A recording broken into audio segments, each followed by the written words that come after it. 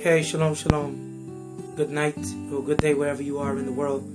My name is Kesku Yisrael HaMoreh, which means the teacher. And I want to share with you thoughts on failure. Now, most of the time you hear a person speak, we are wired in a way to think about our successes and make everyone aware of when we won or the times we succeeded. But today I want to share with you some of my failing moments, because in those moments I think that I have found greater opportunities to learn from my failing moments, and I think that you will do the same if you continually assess all your moments, even your winning moments, but more importantly the times that you don't succeed. If you really want to make the best of your failing moments, you have to be able to critically analyze those times that you have that are not so good, and you got to be brutally honest with yourself about it. Most persons, if they fail, many times today people begin to think of failure as something that they have to own. Don't own your failures, and don't make it as though you are a failure because you failed. Look at the failing moments as just events, and then strive to extract from those moments the benefits that you can have. I recall repeating grade 10, or in Ghana, in the Caribbean, this is called fourth form in high school, and I dropped out of school for about 6 months. I went and I worked in the interior of Guyana, South America, in the forest. I was a woodcutter, a road cutter, actually cutting roads so that the wood could be brought out to the marketplace. But for 6 months, I did not attend school. And then it dawned on me, you know what? Your destiny is in your own hands. And I had to return to high school and repeat a class. And that was very difficult for me. But then what I decided to do, I decided to knuckle down. From that point on, to complete my high school years, I decided I'm going to sit in front of the class, or in the second row, no further than that. I wouldn't sit in the middle or the back of the class anymore. I decided I'll pay attention fully and give my best so that I would not have that reoccur.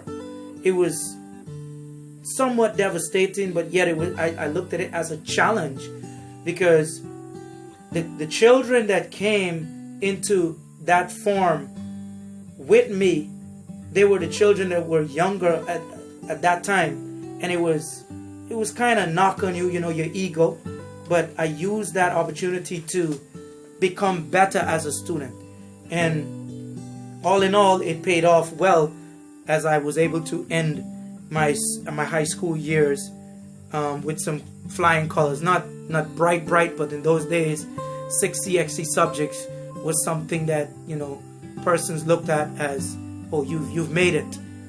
Then I can recall just lately, actually, just the other night, I regularly play basketball, and it was for several days in the last 2 weeks I've had slump moments, days when you could hardly make a shot. And then my peers, my acquaintances, they were making fun of me, and I decided to laugh with them. And one of my acquaintances said, how can you actually laugh at your failing moments? And my response was, I use these moments to grow.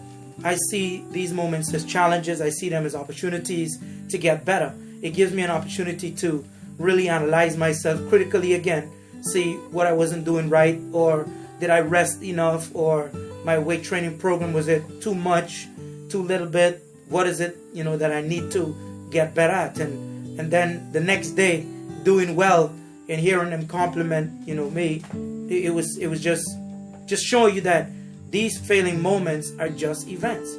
I recall failing in marriage. I recall being in business for approximately 5 years and renting a facility, and then one day you wake up in the middle of the night, you get a phone call from my security team. One of my security members called and said, the landlord chased me out and nailed the rental facility up for the fitness gym that we were renting. And your thoughts was like, okay, what can I do right now? But then you just have to look at your situation and see what can you learn from it. And this has propelled us to where our fitness model has changed to adjust and adapt to the needs that we have at the time. So do not let your failures define you. Do not let your failing moments become something that is reoccurring over and over. Take the lessons from your failure moments and make sure you use it as fuel.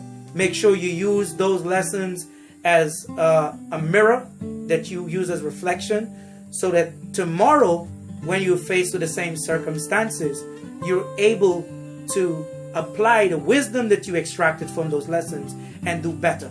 Some people have said fail forward, and that's exactly what you are to do. And without those failing moments, you'll not be able to really look at where you're weak, where you are not so strong in. Because I can tell you personally, when I saw that, I've been renting a facility for 5 years and I became comfortable, it made me begin to think, you know what? It's about time I look at getting my own facility. And we were on that journey. It's about time that we changed the game, and we were able to change the game and not allow the customer to come to us based on their convenience, but we changed our fitness model, our business model, to where we would meet the customer. And that's how we came up with the brand, We Bring the Gym to You. So you take your lemons and you make lemonade. You take your failing moments and you turn them into winning moments. You turn them into successes.